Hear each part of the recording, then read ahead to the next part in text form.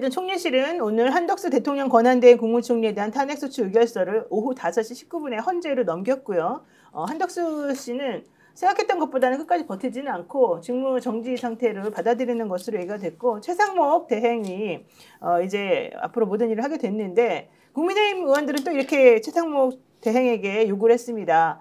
탄핵 심판 결정이 날 때까지 헌법재판소 재판관 임명하지 말아라. 너는 소극적으로만 움직여야 된다. 그 말이 얼마나 웃기냐면, 그 전에 적극적으로 움직여가지고 거부권 법안 6개에 대해서 해라라고 주장했던 사람들이 이제는 헌법재판소 재판관 임명은 적극적인 행위니까 절대 하지 말아라, 이렇게 지금 얘기했다는 거여서 정말 앞뒤도 다르고 무슨 말을 하는 건지도 모르겠고, 이 사람들 왜 이러는지 정말 너무 속이 뻔히 보인다, 이런 얘기를 안 할 수가 없는데, 실제 이런 것들은 다 뭔가 있으니까 자기네들끼리 그러는 거 아니겠습니까, 김준혁 의원님? 제가 요 이야기를 하기 전에 네. 이 솔로몬의 그 심판 이야기를 한번 좀 해보겠습니다. 네. 그 두 엄마가 한 아이를 자기 아이라고 그랬죠. 네. 서로 자기 아이라고 하니까 솔로몬 왕이 이 아이를 그러면 반으로 나눠서 가져가라 라고 하니까 친엄마가 절대 안 된다, 그냥 이 아이를 갖고 가라. 이게 친엄마는 그 아이가 너무 소중하고 아이를 살려야 된다는 그런 생각 아니겠습니까? 그렇죠. 저는 민주당 의원들이 처음에 한덕수 국무총리를 탄핵했어야 함에도 불구하고 하지 않았던 것이 바로 여기에 있었던 겁니다. 나라를 살리기 위해서. 그래서 진짜 나라를 살릴 생각이 가득했기 때문에 네. 그래서 이 한덕수라는 사람을 살렸던 것이었는데, 이 한덕수가 그 우리들의 진정성을 배신하고 철저하게 국민의힘을 따르고 그리고 윤석열의 복귀를 주도한 거죠. 본인이 내란 동조 참여자였기 때문에. 네. 그런데 이 국민의힘이 지금은 이제 한덕수를 뛰어넘어서 최상목 이제 대통령 권한대행 기획부총리한테까지도 자신들의 요구를 계속 관철시키려고 하는데, 네. 저는 절대 먹혀 들어갈 상황이 아니다. 왜 그러냐면 오늘 검찰에서 김용현 전 국방부 장관에 대한 구속기소 영장 청구 내용 안에서 너무나 백일화에 윤석열의 내란이 증명이 됐기 때문에 더 이상 국민의힘도 못 움직일 뿐만이 아니라 최상목도 이제 국민의 여론을 배신한 행위를 할 수 없다, 네. 생각합니다. 오늘 최상목 네. 권한대행이 했던 기자회견에서 네, 네. 했던 얘기 몇 마디만 짚을게요. 첫 번째, 한덕수 체제가 상당히 안정적으로 잘 운영되고 있다고 했는데 국민이 다 아는 거짓말이었습니다. 처음에 한동훈하고 같이 국정 운영하겠다고 그랬어요. 네. 그 다음에 우리 한국 경제 지금 가장 고질적인 문제가 불안정성인데 한덕수로 인해서 커졌어요. 네. 결정적으로 목리 부리면서 원달러 환율은 걷잡을 수 없이 올라가고 있습니다. 지금 정말 통곡하는 사람들이 많아요. 걱정하는 사람들 많고 고통받는 사람들 많아요. 그 다음에 권한대행이라는 역할은 네. 매우 제한적이라고 최상목이 얘기했어요. 근데 그 제한적인 일, 최소한이 뭐냐 하면 국민들이 이야기하는 게 헌법재판관 3명을 하루빨리 임명해서 헌법적 공백을 메우라는 거예요. 그렇죠. 이제 국가가 정상화될 수 있는 일을 해달라는 거예요. 내란특검법, 김건희특검법 하루빨리 공표하라는 거예요. 그러니까 권한대행이 새로운 일을 벌이라는 게 아니라 국회에서 넘어온 일, 국민들이 지금 요구하는 일만 받아서 하면 전 최상목 씨는 역사적으로도 평가받을 수 있을 거라고 생각해요. 네, 맞습니다. 저도 우리 김준혁 의원과 비슷한 생각을 갖는데요. 오늘 검찰이 네. 드디어 윤석열 씨에 대한 손절을 시작했다. 저는 드디어? 그런 평가를 내리고 싶고요. 김용현 공소장에 나온 내용들이 이게 보통 심각한 게 아니거든요. 그럼요. 그러니까 사살 네. 얘기가 나오고 문을 부수고 얘기가 나올 얘기는 다 나왔다. 이제 더 이상 네. 너무 명확해졌기 때문에 한덕수가 또 다른 이제 내란 잔당 세력들과 힘을 합쳐서 내란 세력 복귀를 꿈꾸기에 힘들어졌다. 저는 그렇게 봐지고요. 네. 최상목 경제부총리의 양심을 우리가 믿어야 되겠지만 하도 많이 쏘가봤기 때문에 맞아요. 아직도 광장의 힘이 필요하다, 이런 생각을 갖고 있고요. 어쨌든 저희들은 거침없이 민주당에 나갈 것이고, 내란 동조자, 내란 선전자 이런 분들에 대해서도 과감하게 내란 혐의로 고발하는 등 강력하게 나갈 때다. 네, 맞습니다. 그래야만 이 최상목 경제부총리도 양심을 믿지만 지금까지 관료로서의 명예를 세우기 위해서라도 따를 것이라고 보지만 그럼에도 불구하고 만에 하나 대비하기 위해서 좀 더 거침없이 좀 더 과감하게 나갈 때다 이런 생각을 갖고 있습니다. 네, 지금 우리 스픽스 역전용사들 28,000명이 넘는 분들이 네? 지금 보고 계십니다. 네, 지금 그렇게 보고 계십니다. 관심이 여러분들 많은 거죠. 뭐. 예, 엄청나게 지금 많이 보고 계세요. 두 분 3만 의원, 명 가까이. 네, 3만 명 가까이인데요. 김준혁 의원이 오시니까 지금 두 분이 오시니까 이렇게 네. 지금 하고 있는데. 문대림 의원님. 우리 김준혁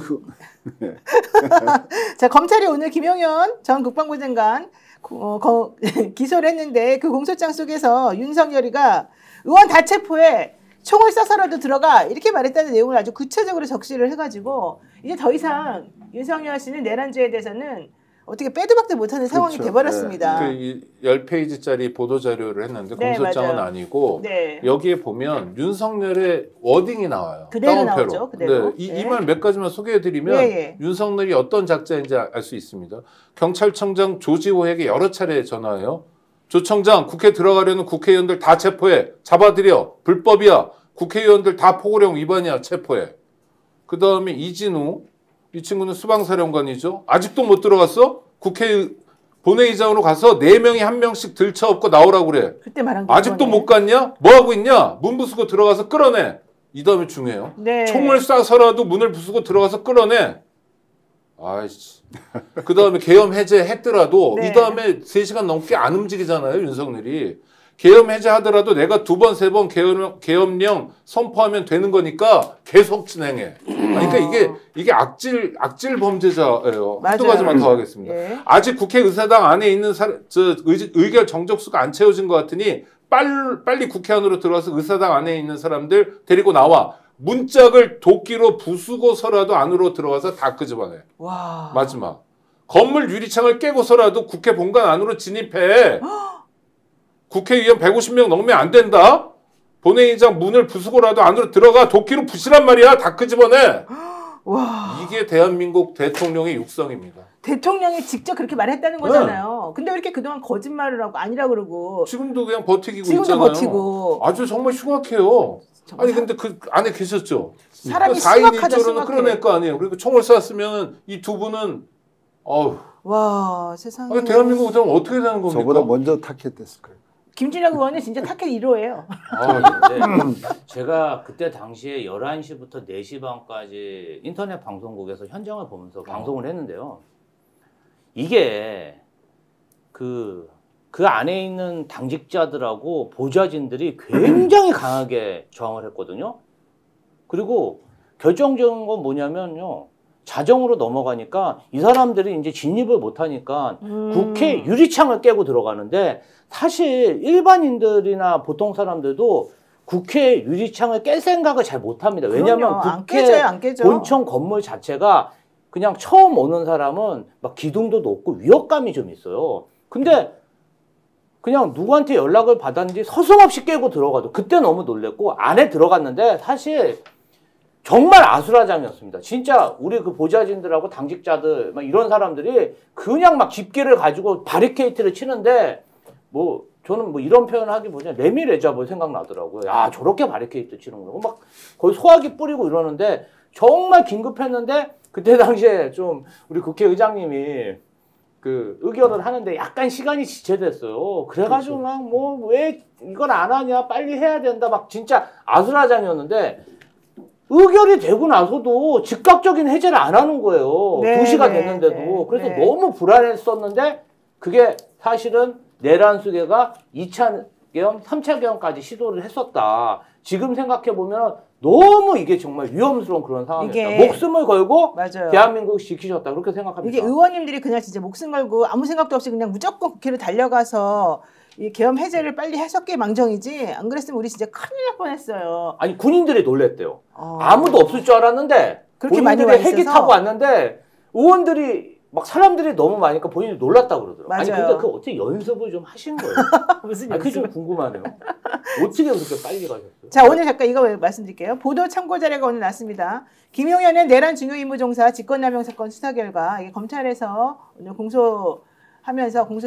기소하면서 오늘 보도 자료 내놓은 건데요. 12.3 비상계엄 특별수사본부는 피고인 김용현에 대하여 내란 중요임무종사 및 직권남용 권리행사 방해 혐의로 오늘 구속 기소했다. 피고인은 김용현이고 그리고 박한수, 여인형, 곽종근 주요 공범들 얘기입니다. 윤석열, 조지호, 김봉식, 문상호, 노상원이다. 그리고 이진우, 김용군까지 있다. 근데 본인들이 이제 수사할 수 있는 범위는 김용현이었기 때문에 신병 확보한 김용현에 대해서 먼저 한다. 국방부 장관에 대해서 전 국방부 장관이다. 이 사람은 2024년 12월 11일 날 구속하였고 2024년 10월 27일 날 특수본에서 기소하였다. 나머지에 대해서는 지금 각각 수사 중이다. 이런 얘기를 지금 하면서 특히 국회 봉쇄와 의결을 방해했다. 경찰의 국회 봉쇄 및 비상계엄 해제 의결을 방해하려는 시도를 했고 수방사 병력의 국회 진입 및 비상계엄 해제 의결을 방해하려고 했다. 특전사 병력의 국회 진입 및 비상계엄 해제 의결을 방해하려고 했다. 주요 인사 체포조를 편성하고 운영했다. 여기에는 경찰도 협조한 것으로 안다.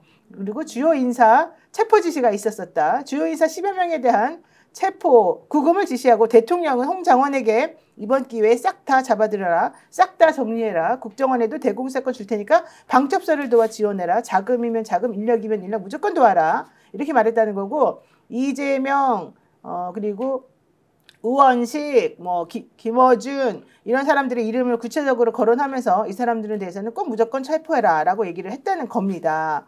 와 진짜 한동훈, 네? 조국 우리는 물론 그 명단에 안 들어가 있지만 뭐 1차, 2차가 있죠. 근데 이게 내란죄에 대한 수사권이 없는 검찰이 했기 때문에 네. 유감스럽긴 하지만 그래도 지금까지 수사 결과로 당일날 동원된 군 경찰 병력 경력이 4,749명이라는 게 나왔어요. 그러니까 5,000명이 그 야밤에 네. 윤석열 개인의 욕심, 야욕을 채우기 위해서 동원됐던 겁니다. 그리고 3월부터 이미 언론 보도도 일부 나왔죠. 네. 비상조치를 해서라도 이 국회의 폐악질을 중단시켜야 된다. 근데 3월부터 이미 국민들은 물론 총선이라는 메가 이벤트가 있었지만 어떻게든 윤석열 정권을 심판해야 된다고 했는데 윤석열은 거꾸로 생각하고 있는 거죠. 그렇죠. 국민을 심판하겠다는 거잖아요. 이거는요. 맞습니다. 이 공소장에 나온 것 중에 제일 중요한 게 이겁니다. 대통령은 피고인 등과 오래전부터 계엄에 관해 논의해온 것으로 확인이 되었다. 적어도 2024년 3월부터 비상계엄을 염두에 두고 여러 차례 논의한 사실이 밝혀졌는데 2024년 11월경부터는 실질적인 준비가 진행되고 있었다. 이러면서 아주 구체적으로 2024년 3월, 5월, 2024년 8월, 10월, 11월, 2024년 12월 2일까지 있었던 모든 등을 쭈루룩 시간별로 다 적어놨어요. 네, 그리고 이게 이런 행동이 폭동이라는 것도 입증하고 있습니다. 네, 국헌 문란이라는 걸 확인하고 있고요. 여러분들 이거 원하시면 자료 내가 다 뿌려드릴 테니까 한번 다 받아보세요. 이거 보면요, 다들 기절해요. 너무너무 끔찍한데요. 오늘 리차드 팡님께서 이렇게 말씀하십니다. 존경하는 야당 의원님들, 청문회 때마다 증인들이 대답을 합의하다가 인정할 수 없는 상황이 되면 그렇게 볼 여지도 있다거나 검토 중이다라며 모호하게 넘어가는 경우가 많습니다. 이럴 때 그렇게 보지 않을 여지는 무엇인가요? 검토 중인 사안은 무엇인가요? 이런 식으로 2차 질문으로 정확히 짚어주시기 바랍니다. 증인들이 흐지부지 답변을 위기를 넘기지 못하도록 철저히 추궁해 주세요. 이런 얘기도 하셨고요. 제라님 꽃님도 최상목 이번에 됐으니 상설 특검도 빨리빨리 오케이 하도록 하고 이것저것 일 잘하도록 압력을 좀 행사해 주세요. 이런 얘기도 했는데요. 이제 검찰에서 김용현을 구속 기소하면서 저는 실체가 드러났다고 봅니다. 저들이 아무리 빼박으로 한다 하더라도 더 이상 어쩔 수 없다고 보고요. 특히 오늘 헌재에서 변론 준비길이 열려지지 않았습니까? 판사님들 정영식 재판장이 생각보다 이 진행을 잘 하면서 너네들이 그날 하려고 했던 것의 팩트를 아닌 것을 구분하되 일단 팩트는 한번 정리해놓고 보자. 얘들이 계엄 선포한 거 맞지? 그 계엄 선포하고 그다음에 무슨 행동한 거 맞지? 다 짚어주니까 이쪽 변호인들이 저희가 아직 못 받아봐서 내용을 몰라서 나중에 답하겠습니다. 나중에 하겠습니다. 이런 얘기 하다가도 일단 그거는 했잖아요. 이거는 맞는 거잖아요. 그거에 대한 해석은 나중에 하더라도 사실은 있잖아요. 이렇게 물어보니까 네 맞습니다. 그건 사실입니다. 한 건 인정합니다. 이런 식으로 또 그냥 정리를 하더라고요. 그런 걸 보면 그리고 특히 82조 헌법 82조 관련해서 국무회의 회의록 없잖아요. 있잖아요. 만약에 있으면 어떻게 하겠어요? 없으면 어떻게 하겠어요? 이런 얘기를 꼭 따박따박 물어보니까 답변을 못 하더라고요. 그래서 그런 걸 보면 역시 현재는 이번 사건을 아주 빨리 신속하게 정리해가지고 이 상황을 아주 정리를 잘하려는 생각을 갖고 있는 것 같아서 그나마 좀 마음이 좀 안심이 됐습니다. 좀 괜찮겠습니까? 어떻게? 일단 저는 아까 그 최상목 부총리 기자회견하는 모습을 네네. 보면서 그 한 2주 사이에 살이 많이 빠졌구나. 최상목, 예, 맞아요. 살 빠졌더라고요. 그게 아주 눈에 확 들어옵니다.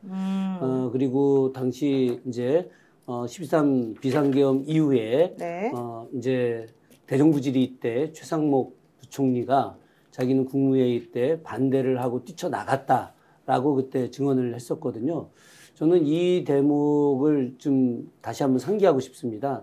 어쨌든 최상목이라는 사람이 사실 그 윤석열 정부에서 굉장히 중요한 역할을 하고 있고 윤석열 대통령이 상당한 총애를 받았을 사람이었고 윤석열이라고 하는 사람이 일찍부터 계엄 준비를 했는데 아마 사석에서 술 마시면서 야 내가 계엄할 거야 이런 이야기를 아마 전 많이 했을 거라고 봅니다.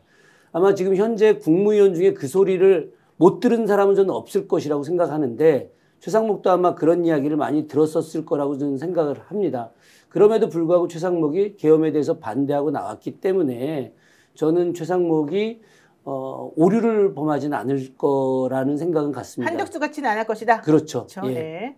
네, 우리 의원님. 네, 저는 최상목 부총리가 경제부총리 아닙니까? 네. 요즘 가장 이제 그 우리가 초고 환율 시대 1,500원대만 가도 이 나라가 이제 그 몰락할 것이다라고 하는데 1,600원대의 시나리오를 써야 되는 이런 상황이 온 것에 대해서 말도 안 돼. 그 원인이 윤석열의 불법 계엄 아닙니까? 네. 그래서 잘 알고 있기 때문에 더 이상 이제 정정 혼란은 우리나라의 예측 불안전성은 우리나라 경제를 망쳐놓을 것이다.